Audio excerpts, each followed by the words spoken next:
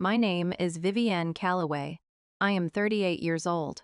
On a Thursday evening in the middle of October, at 6:45 in the evening, I sat at the mahogany dining table I had eaten at my entire life, in the house I had grown up in, surrounded by the people who were supposed to know me best, while my mother looked directly into my eyes and said, "You'll sleep under a bridge without us. You have nothing. You are nothing without this family." She said it quietly, almost pleasantly, with the particular calm of a woman who has never once considered the possibility that she might be wrong. My father picked up his fork. My brother Garrett reached across the table for the breadbasket. No one said a single word in my defense. I sat there for another 4 seconds. I counted. Then I folded my linen napkin, placed it in a neat rectangle beside my untouched plate of shrimp and grits, and said, "Okay." That was all. Just okay. I stood, pushed in my chair, walked through the kitchen, picked up my keys from the bowl by the back door, and left. I did not slam the door. I did not look back through the window. I got into my car and I drove. What they didn't know, what none of them had ever thought to ask about, was that I had already been gone for 3 years. Not physically, but in every way that mattered. I had been building something in the quiet hours they never thought to question, in the margins of the life they thought they fully understood, and what I had been building on my own in silence with my own money and my own mind and my own name on every single piece of paper was worth $18 million. This is that story. The Calloway family built its name on real estate the way some families build it on faith, loudly, publicly, and with the absolute certainty that their way was the only way. Calloway Properties Group was founded by my father, Douglas Calloway, in 1987 when he was 28 years old, with a 2-bedroom rental house on Habersham Street in Savannah, Georgia, and a stubbornness that I have spent my entire life trying to decide whether I inherited as a gift or a burden. By the time I was born, 3 years after my brother Garrett, the company managed 47 residential units across Chatham County. By the time I graduated high school, it was managing 212. By the time I left for the University of Georgia in Athens, my father had developed his first commercial strip, and my mother, Patrice, as everyone called her, had decided the company was her full-time identity, her social currency, and the primary measure of the family's worth in the world. Patrice Calloway was 64 years old on the evening she told me I'd sleep under a bridge. She was 5'3", impeccably groomed, and had not made a single real estate transaction in over a decade. But she spoke about Calloway Properties as though she had mixed the cement herself. She attended every board meeting, every family dinner review, every holiday gathering where the company was mentioned, and she spoke with the authority of someone who had confused proximity to power with the actual possession of it. She was not cruel in the way people expect. She did not scream. She did not throw things. She withheld approval, credit, recognition, warmth. And she did it so consistently and so structurally that after 35 years on Earth, I still flinched slightly whenever I heard the particular sound of her heels on hardwood floors. The flinch was involuntary. I had worked on it. It had not resolved. Douglas Calloway, my father, was 67. He was the kind of man other men described as self-made, which was entirely accurate, and which he relied on the way some people rely on religion, for comfort, for identity, and occasionally as justification for not examining things too closely. He was fair-minded in business dealings with strangers. With his family, fairness had a different architecture. Garrett was the firstborn son. In the Calloway world, that settled most questions before they were even asked. Garrett Douglas Calloway Jr. was 41 years old. He had his father's jawline and his mother's social ease, and he wore both like a custom-fitted suit. He had a business degree from Savannah College of Art and Design and a genuine, undeniable gift for charm that he deployed with precision in client meetings and at every family dinner where it could be observed and admired. The actual work, the underwriting, the deal structuring, the market analysis, the vendor negotiations, the construction oversight, the lease review, the financial modeling, all of it migrated quietly and consistently and without fanfare to my desk. Garrett was not lazy in a dramatic or obvious way. He was simply comfortable with the natural order as it had been arranged for him from birth. He called me Viv. He meant it warmly. That was, in certain ways, the hardest part. I joined Callaway Properties officially at 24 after completing my master's degree in real estate development at Georgia Tech in Atlanta. I had written my thesis on adaptive reuse of commercial corridors in mid-sized southern cities. My advisor, Dr. Elaine Fitch, told me it was publishable and asked me to submit it to the Journal of Real Estate Research. I never got around to it because by the time I graduated, my father needed someone who could manage the financial modeling for a 40-unit residential conversion on Whitaker Street. And I stepped in the way I always stepped in, quietly and completely, without negotiating my terms or thinking too carefully about what I was agreeing to. For 11 years I ran the operational backbone of Callaway Properties, not officially. Officially, Garrett was Vice President of Development. My title was Director of Acquisitions, which is a respectable title and also a title that, in our particular company, meant I found the deals, structured the deals, managed due diligence on every acquisition, coordinated the financing, reviewed every lease, drafted every pro forma, and prepared every investor presentation that Garrett then carried into the conference room and delivered as though the thoughts inside it had originated somewhere behind his own eyes. I was not bitter about this, I told myself. I repeated that to myself frequently. I was 32 when I started saying it, and by 34 it had stopped being persuasive. Let me give you two specific examples because vague resentment is one thing and documented pattern is another, and I have always believed in documentation. The first, April, 3 years before the bridge comment, on a Thursday evening at the Hamilton Turner Inn on Abercorn Street in Savannah. We had just closed on a mixed-use development in the Starland district, 32 residential units stacked above 6 ground-floor commercial spaces. I had spent 11 months on that deal. I had flown to Atlanta 4 times to negotiate personally with the anchor commercial tenant, a regional fitness brand that had been wavering between our property and a competing site in Midtown. I had renegotiated the construction loan from scratch when our first lender fell through 9 weeks before closing. 2 months before closing, I discovered a cloud on the title, a dormant claim from a 1963 estate dispute involving a parcel at the edge of the property line, and I spent 6 weeks working with a real estate attorney to research, document, and clear it. The deal would not have existed without those 6 weeks of work. At the closing dinner, my father stood up and raised his glass and said, "I want to acknowledge Garrett for his leadership on the Starland project. This is exactly the kind of transaction that takes this company to the next level." Garrett was seated to my father's left.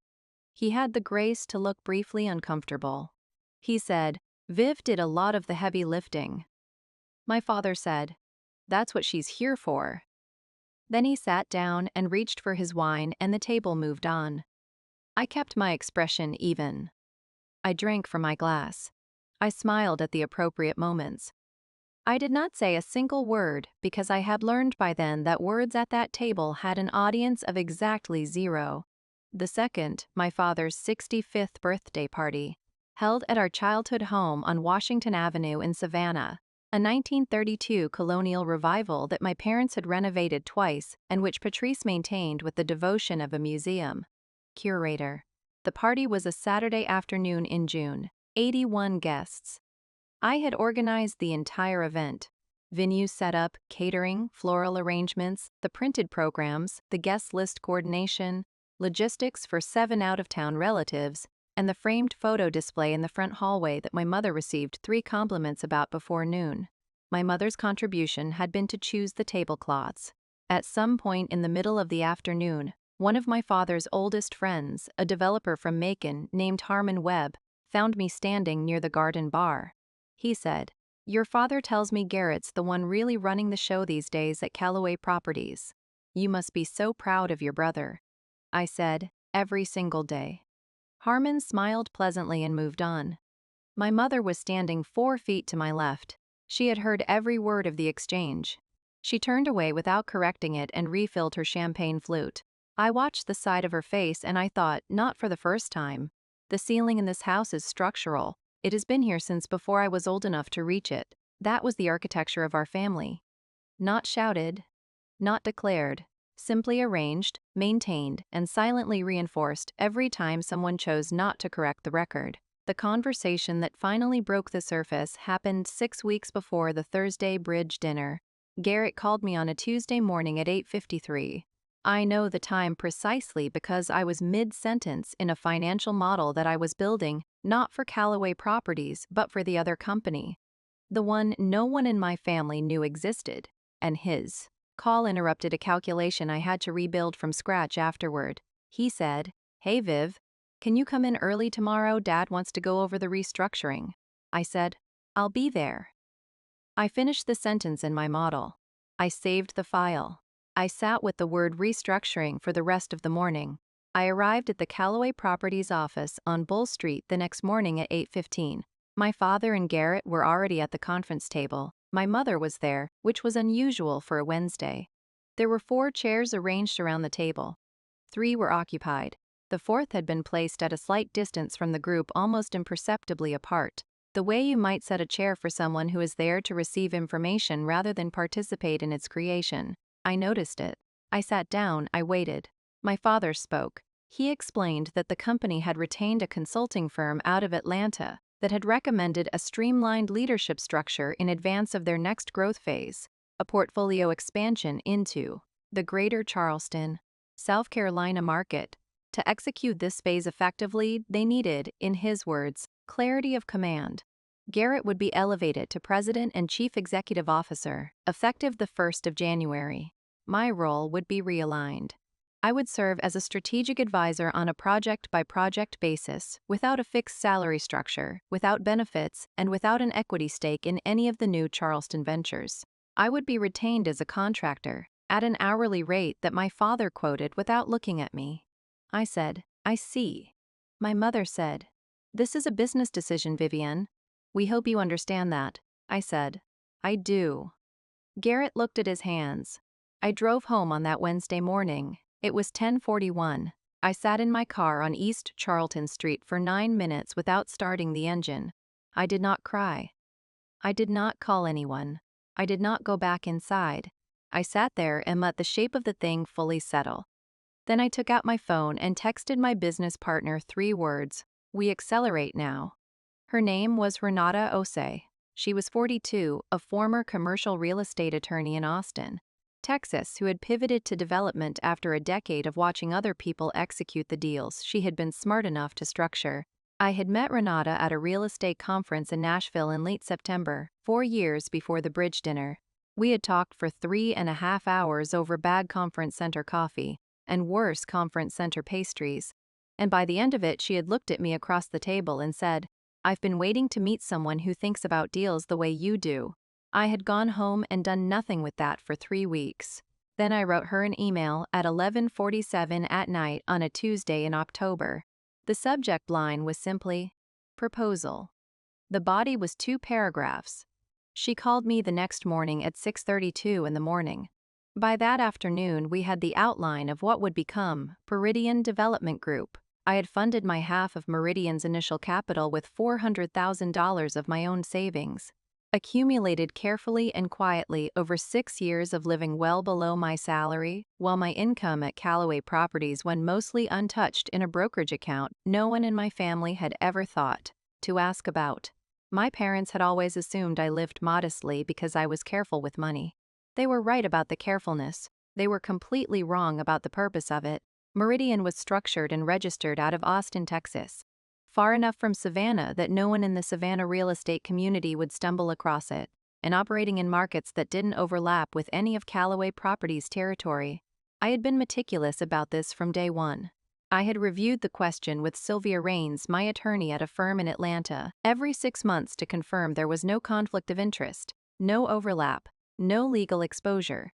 There was none. What I was doing was entirely, legally, professionally clean. I simply had not mentioned it to my family. They had not asked. They had assumed that everything I had was contained within the walls of Callaway Properties, because it had never occurred to them that I might have been building a life that extended beyond their reach. In Meridian's first year, Renata and I acquired 2 properties, a 14-unit apartment building in East Austin for $1,200,000, financed through a local credit union with terms I negotiated myself over 6 weeks of back and forth, and a 4,800 square foot commercial space near South Congress Avenue that we converted into a co-working and creative studio complex. The apartment building was fully leased within 6 weeks of renovation completion.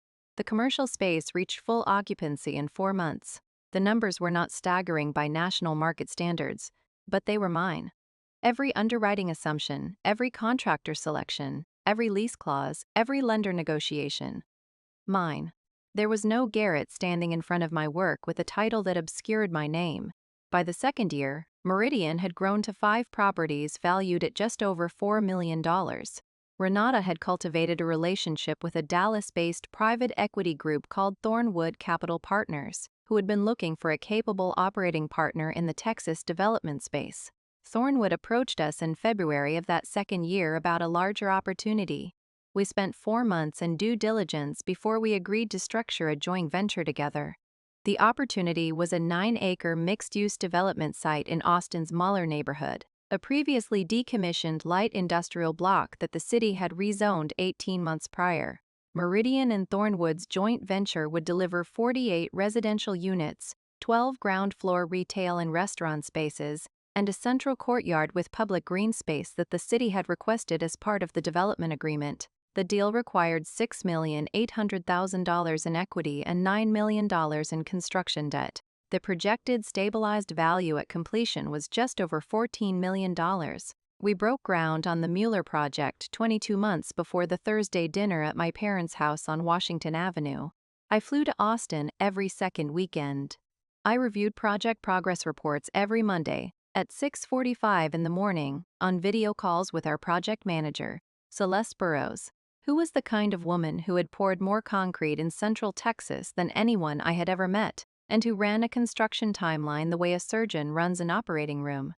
Precisely, without sentimentality and with complete intolerance for delay, I kept my phone face down on my desk at Callaway Properties every Monday until the call was done. Nobody ever asked why I was quiet on Monday mornings. Nobody asked because for 11 years I had been the person who made sure everything ran smoothly enough that no one needed to ask me anything inconvenient. There were moments during those 3 years when I came very close to telling someone in my family what I was doing, not out of pride. I had trained myself out of needing that particular validation, but out of something more honest, loneliness.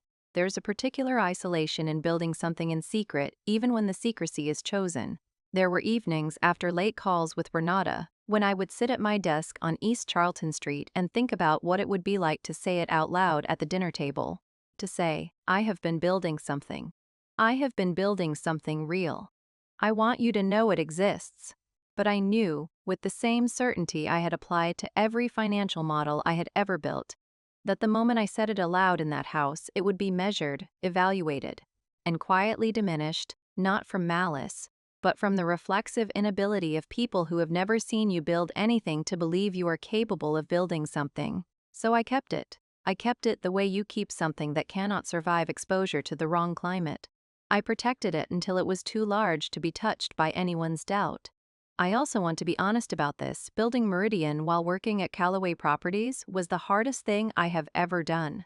Not legally, not financially. Those structures were clean and properly documented. But the daily reality of sitting at my desk in the Callaway Properties building all day, doing excellent work for a company that was systematically erasing my contribution, and then going home and spending 2 or 3 hours every evening doing excellent work for a company where every contribution was documented under my own name, that required a kind of discipline I had to rebuild from scratch every single morning. There were weeks when the exhaustion was physical.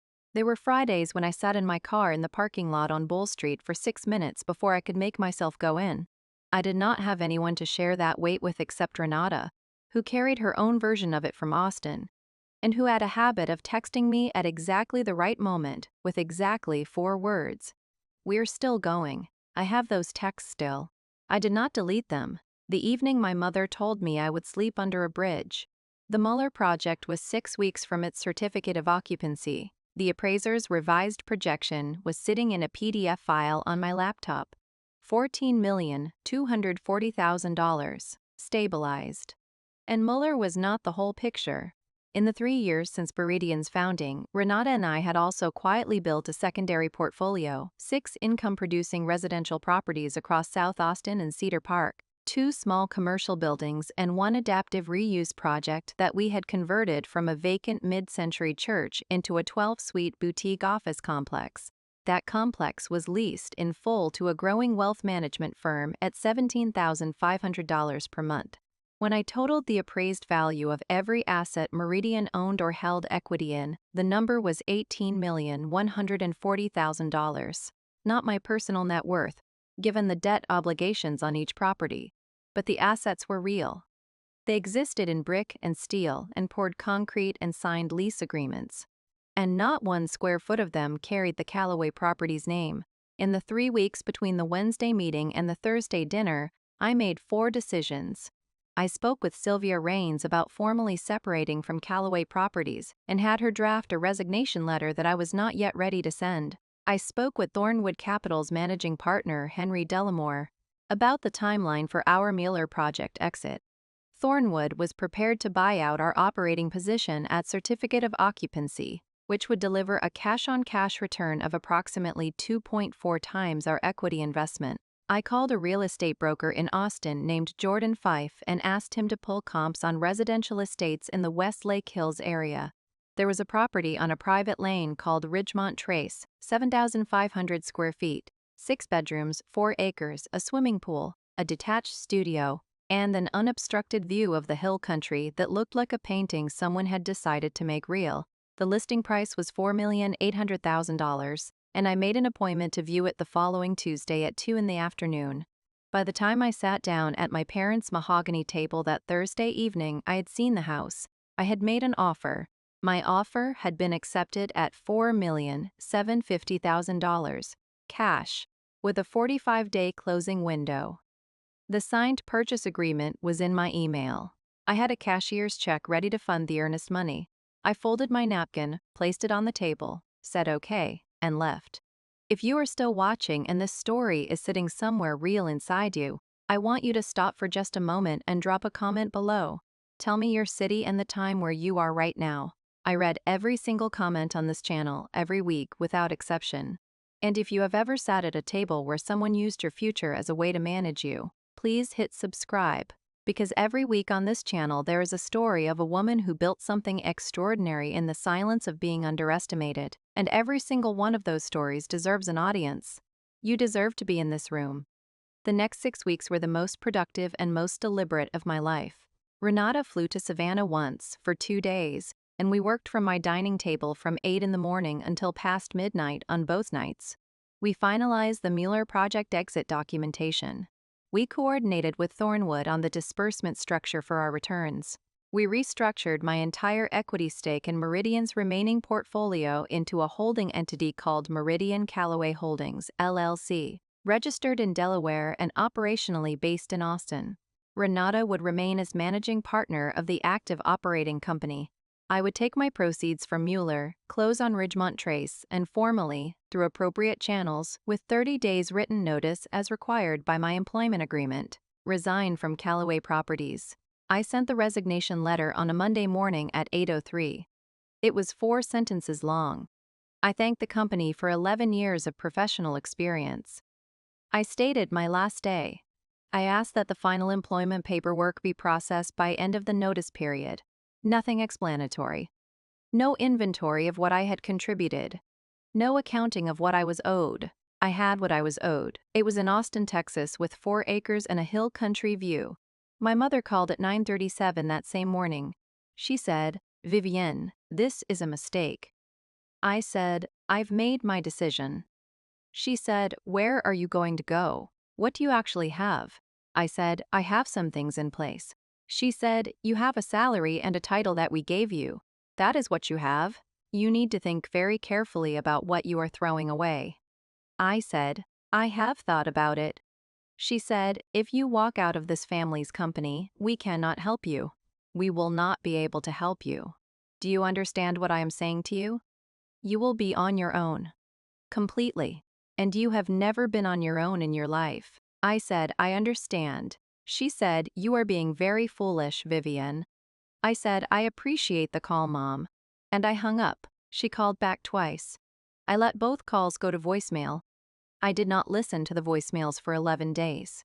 Over the following 4 weeks, I was systematically erased from the Callaway Properties building on Bull Street. My email access was revoked 22 days after the resignation letter, 8 days before my official final date, which was technically a payroll violation under Georgia employment law. The amount in question was 8 days of salary at $148,000 per year. I noted it, consulted Sylvia about it, and chose not to pursue it, because by that point, the same 8 days of pay was approximately what I was earning in monthly rental income from Peridian's portfolio. I moved on. I drove out of Savannah on a Thursday morning at 7:16. 2 suitcases, a box of books, and my laptop. I had sold most of my furniture. My mother had asked, once, stiffly, where I was relocating. I said Texas. She said, Texas. The way you say a word when you are trying not to say what you actually think of it. I said, yes, ma'am. And I left. I arrived at Ridgemont Trace on a Saturday afternoon at 3:44. The keys were waiting with Jordan Fife at the end of the private lane. I signed the final papers. I walked through the front door alone. Brazilian hardwood floors, 12-foot ceilings, west-facing windows that caught the October afternoon light as though they had been engineered specifically for that hour of that season. I stood in that entryway for a long time. I didn't cry. I didn't call anyone. I didn't take pictures for anyone else's benefit. I just stood there and breathed the air of something that was entirely, completely, irrevocably mine. The Mueller project closed out at $14,460,000. Slightly above the appraiser's revised projection, our Thornwood Capital exit was clean and professionally satisfying in the way that only a well-structured deal can be when it performs exactly as modeled. My personal return net of my initial equity contribution was $1,840,000. I used a portion to retire residual debt on 2 of the residential properties in the South Austin portfolio. The remainder went toward the earnest money and initial carrying costs on a 7-acre mixed-use development site in Austin's Domain area that Renata and I had been monitoring for 8 months, waiting.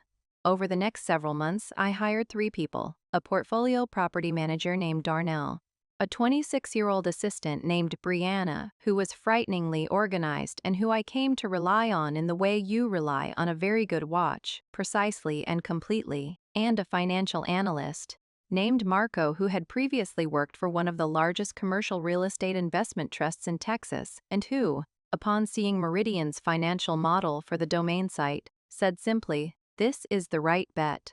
Renata, Marco, Brianna, Darnell, and I became the working core of what Meridian was quietly becoming. I did not speak to my parents for 5 months and 12 days after leaving Savannah. I did not initiate contact. They did not reach out except for one text from my mother in December. "Merry Christmas, Vivienne," and one from my father in early February that read only "Hope you're well." I responded to both briefly and warmly. No accusation. No elaboration. No invitation back into anything unresolved. I had not left to wound them. I had left to build. There is a difference, and I held it carefully. Then the invitation arrived. In April, 8 months after I had driven out of Savannah, Garrett sent a formal, printed invitation, hand-addressed and enveloped, to Ridgemont Trace. Callaway Properties Group was hosting a launch gala for what they were calling their most significant project to date, Callaway Reserve, a luxury residential and mixed-use development on the Charleston, South Carolina waterfront. They had broken ground. They were celebrating.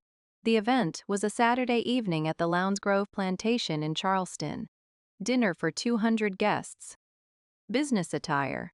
RSVP requested by the 15th of the month. Garrett had written in the margin of the card in his own handwriting, "Would really mean a lot to have you there, Viv. It's a big night for the family." I set the invitation on my kitchen counter. I looked at it for 3 days. Then I RSVP'd yes for one. What Garrett and my parents did not know, what they could not have known because they had never once in 11 years asked a serious question about what I was doing after hours, was that 6 weeks earlier, Meridian Development Group had submitted a competing proposal on a landmark development opportunity in the Charleston waterfront corridor, a decommissioned warehouse district spanning 11 acres, situated just north of the property where Callaway Reserve was under construction. The city of Charleston had issued an RFP, a request for proposals, for a mixed-use development partner. The The project was called Horizon Commons, and it was the largest single development opportunity in the Charleston corridor in over a decade. Callaway Properties had submitted a proposal. So had 4 other developers, including 2 regional firms with deeper South Carolina roots than either Callaway or Meridian. Meridian Development Group and Thornwood Capital Partners had also submitted. We had spent 3 months preparing that proposal. Renata had flown to Charleston twice. I had spoken with the city's Development Review Committee by phone on 2 occasions.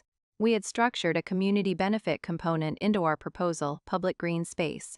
Ground floor spaces reserved for local small businesses at below-market rents, that Renata had insisted on and that I had believed in from the moment she proposed it. The city of Charleston announced its selection 2 weeks before the Callaway Gala. The announcement ran in the Charleston Post and Courier on a Wednesday morning. Meridian Development Group and Thornwood Capital Partners had been selected as the development partner for Horizon Commons. Total projected development value across 3 phases, $47 million. Callaway Properties had not been selected. I had not called Garrett. I had not called my parents. I had read the announcement at my kitchen table at 7:22 in the morning over a cup of coffee, in the quiet of Ridgemont Trace with the hill country light just beginning on the windows. I had texted Renata 2 words, Charleston confirmed. She had replied, "We built this." I had finished my coffee and gone to work. I wore a midnight navy dress to the Lounsgrove Gala on a Saturday evening. I arrived at 7:45. The venue was the kind of place my mother has always loved, sweeping lawns, gaslit windows, magnolias, the particular architecture that confirms everyone's existing opinion of their own elegance. I was escorted to my assigned table near the back of the dining room and introduced myself to the other guests seated there. 2 commercial real estate attorneys from Columbia, a community development banker from Greenville, and a woman named Delia Marchetti who, I would learn over the course of the dinner's first course, was a senior business reporter for a South Carolina publication called The State Enterprise. We talked through the appetizers about adaptive reuse, about the Mueller neighborhood in Austin, about what was happening along the South Carolina coast. She was sharp and curious, and she asked precise questions, which I have always appreciated in a journalist. My mother saw me from across the room at 8:03 in the evening. I know, because she stopped mid-sentence, mid-gesture. And her face moved through surprise with impressive speed before reassembling into composure. She came to my table within 3 minutes. She kissed my cheek, said, "You look well," asked nothing further, and moved back into the room. Garrett found me at the bar before dinner. He hugged me genuinely and held it a beat longer than usual. He said, "Viv, I'm really glad you're here." I believed him because Garrett had never been malicious, only comfortable, which is its own category of harm but a different one. He asked how Texas was. I said it was good. He said, "Good for you, really?" I smiled at him and meant it, in the complicated way you can mean something for someone who is part of a wound that is not yet fully closed. Dinner was served at 8:30. My father gave remarks at 9:15. He was very good at this, measured, warm in his way, proud of what he had built. He spoke about Callaway Reserve and about what it meant to carry the family name into Charleston. He said, "We are building the future of this company, and we are building it as a family." He did not look at my table when he said it. 200 people in the room didn't know that. The announcement came from Delia Marchetti. She had been working even over dinner because that is what a good journalist does. She had done her research on the full Charleston waterfront development corridor before arriving. She approached our table at 9:15, midway through dessert, a warm pecan tart with vanilla cream and a thin thread of caramel. And she sat down next to me and said, "I'm sorry to interrupt. I just want to confirm, you're Vivienne Callaway, principal at Meridian Development Group?" I said, "I am." She said, "Then you are the developer who was selected for Horizon Commons." I said, "That's correct." She said, "Do you have a few minutes? I'd love to get your perspective." I said yes. We spoke for 14 minutes. She asked about Meridian's history, our portfolio, our vision for Horizon Commons, and what we were bringing to the community benefit component. I answered every question with the precision and specific detail that the question deserved. At one point she said, Your family's company also submitted a proposal for Horizon Commons. Is that an unusual dynamic? I said. Real estate is a competitive business. I have significant respect for what Callaway Properties has built in Savannah over 37 years. Meridian operates in its own lane. She asked, is it accurate that Meridian's current portfolio is valued at approximately $18 million? I said, that's approximately correct. Yes. She wrote it down in her notebook. The two attorneys from Columbia had been very still for the last 4 minutes. The banker from Greenville had set down his dessert fork. No one at the table was looking at anything but us. And my mother was standing 4 feet behind Delia Marchetti's left shoulder, holding a champagne flute she had stopped drinking from. Very, very still. I do not know how long she had been standing there. Long enough. She had heard the 18 million. She had heard Horizon Commons. She had heard Meridian Development Group, and the expression that moved across her face in that moment was not anger. It was not shock exactly. It was something slower than both. The particular expression of a person who has been operating on a set of assumptions for a very long time, and who is watching those assumptions gently, irrefutably, and publicly come apart. My father found out at 9:47 in the evening. I know. Because that is when he crossed the room toward me. And I watched him come the full length of the dining room. He walked with the deliberate measure of a man who is controlling something. He reached me at the bar. He said, Vivienne. I said, Dad. He said, is this true? I said, yes. He looked at me for a long moment and said, since when? I said, 3 years ago. He was quiet. Then he said, while you were still working for us. I said, in non-competing markets. My attorney reviewed it at every stage. He nodded, once, slowly, and then he said something I had not prepared myself for. He said, show me the portfolio. I opened the Meridian Development Group website on my phone and handed it to him. He stood at the bar of the Lones Grove plantation and he scrolled through it in silence, property by property, project by project. The photographs of Muller, now fully stabilized and occupied, the South Austin portfolio, the boutique office complex, the renderings for Horizon Commons. He scrolled all the way through and then he handed the phone back. He said, this is good work. Then he walked away. My mother did not approach me for the rest of the evening. She stood on the far side of the room with the champagne flute and a composure assembled from pure will and long practice. I was, in a complicated way, genuinely proud of her for that. I said goodbye to Delia Marchetti, who told me the piece would run that night, not the following week as originally planned. I said goodbye to the attorneys. I found Garrett near the entrance on my way out and held the hug for a long time. He said very quietly, I didn't know Viv. I said, I know. He said, I'm sorry. About more than just this. I said, I know that too. And I left. I drove to my hotel on East Bay Street and sat in the chair by the window and looked at the lights of the Arthur Ravenel Bridge reflecting on the harbor water. It was 11:22 in the evening. The city was quiet. I turned over my phone. Renata had sent 4 messages and a voice note 2 minutes and 40 seconds long, which I saved for the morning. My attorney Sylvia had sent a brief professional congratulations. Celeste had seen the State Enterprise piece and sent a champagne bottle emoji followed by, see you Monday. There was nothing from my mother. Nothing from my father. At 7:14 the following morning, she called. I was already awake and already in the chair by the window. She said, Good morning, Vivienne. I said, Good morning, Mom. She said, Your father and I would like to have breakfast with you before you leave, if you have time. We met at a restaurant on King Street at 9 o'clock. The server brought coffee. No one spoke until the coffee arrived. Then my father said, We didn't handle the restructuring well. We should have talked to you differently. I said, I appreciate you saying that. My mother said, You should have told us what you were building. I looked at her. Not unkindly. I said, Would it have changed anything? She was quiet for a long moment. Then she said, I don't know. And I believed her completely. It was the most honest thing she had said to me in years, possibly in my entire adult life, I don't know. 2 words that cost her more than she allowed to show on her face. I said, I didn't tell you because I needed to build it without anyone else's opinion of whether I was capable of it. That was the only reason. My father looked at his coffee and said, $18 million.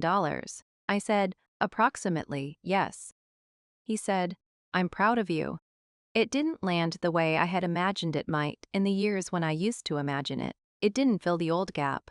But it was real and I received it as real and I thanked him for saying it. My mother said, almost quietly enough to be speaking only to herself. I told you you'd sleep under a bridge. I said, you did. She looked directly at me. Her eyes were doing something complicated and effortful. I was wrong about that. I said, yes. She said, I was wrong about a lot. I said, I know. She did not apologize in any formal or explicit way. That is not how she is made. But she said those 5 words. I was wrong about a lot, while looking me in the eye without flinching, and for my mother, that was the equivalent of a letter written in a handwriting she had spent 64 years convincing herself she didn't possess. I accepted it, not because it erased 11 years of being invisible in my own family's company, not because it repaired everything the Wednesday meeting had confirmed, but because I had not driven to Charleston and sat at that table and shown up at that gala in order to win. I had done it in order to be free. And I had been free since the moment I handed my father a phone at a bar in a plantation venue in South Carolina and showed him what I had built in the silence of being overlooked. Garrett called me a week later from Savannah. He talked for a long time. He mentioned the Starland project specifically and unprompted. Which surprised me. He said, Dad gave a toast that night that you should have received. I should have stood up and corrected it. I said, you were in a complicated position. He said, that's an excuse and I know it's an excuse. I said, yes, it is. But I believe you mean what you're saying right now. He asked if we could have dinner when I was next in Savannah. I said yes and meant it. There is a version of this story where the ending is simpler. Where I walk away clean, the table is set in my favor, and everyone concedes. But a real life doesn't close that neatly, and I want to be honest with you about what the aftermath actually looked like. Because I think the mess of it matters as much as the clarity.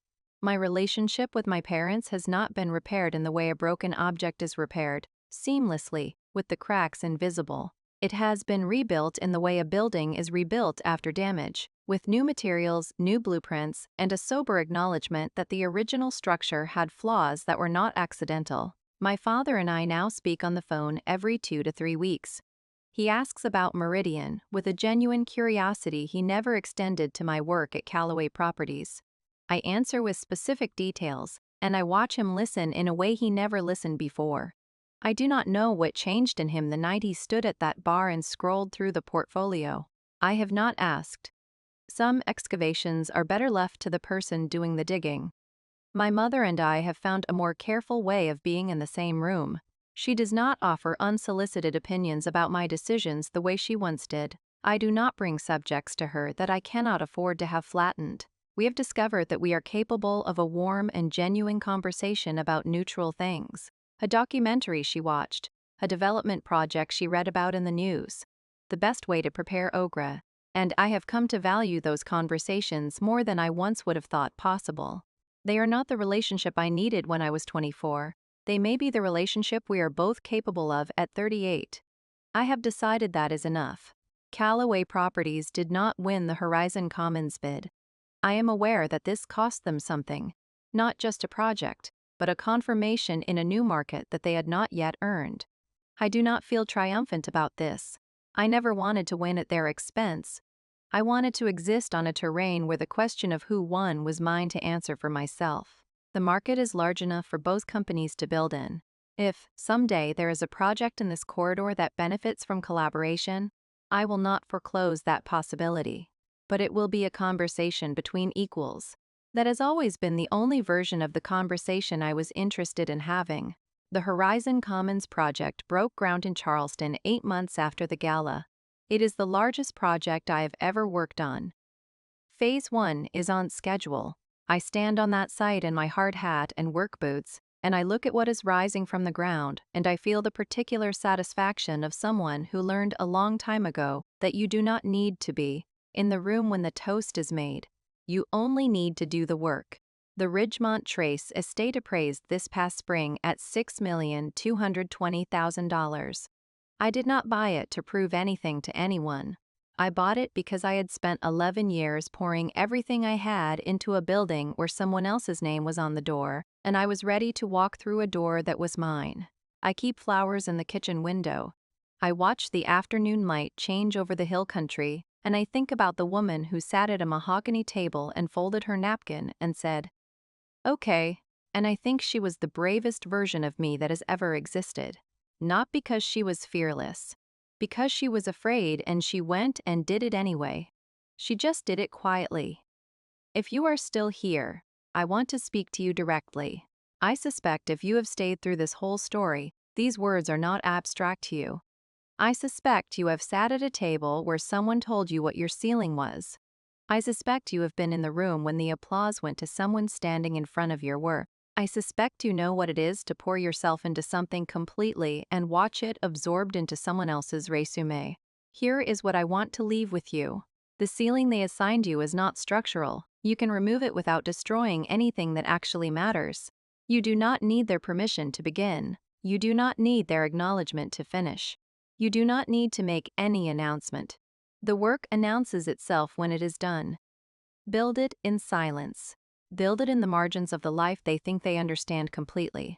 Build it with the precision and the patience of someone who has been told she has nothing, and who knows, in the most honest room of herself, that she is building everything. And when you are finally standing in the entryway of the thing you built, keys in your hand, light on the floor, your name on every page of every document, you will not need to go back to that table.